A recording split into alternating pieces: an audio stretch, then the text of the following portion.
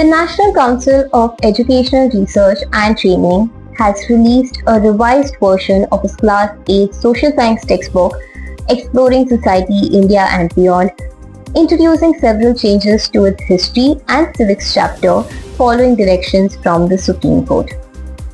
One of the key changes is in the chapter on India's independence and partition.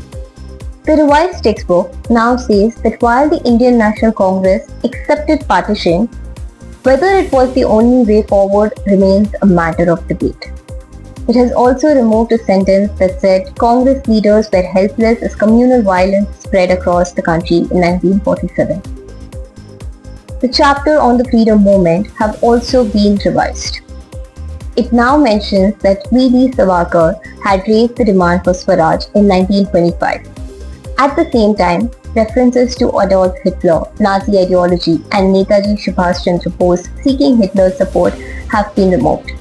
The book now states that Bose sought support from anti-British forces. Changes have also been made to the chapter on the judiciary.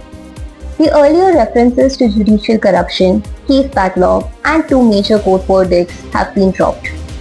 New sections on public interest litigation, tribunals and alternative dispute resolution have been added. These revisions come months after the Supreme Court ordered the withdrawal of the earlier edition, calling parts of the judiciary chapter objectionable. The revised textbook states that the chapter was rewritten by an expert committee in compliance with the Apex Court's direction. It also shows that 3 members of the earlier development team are no longer part of the revised edition.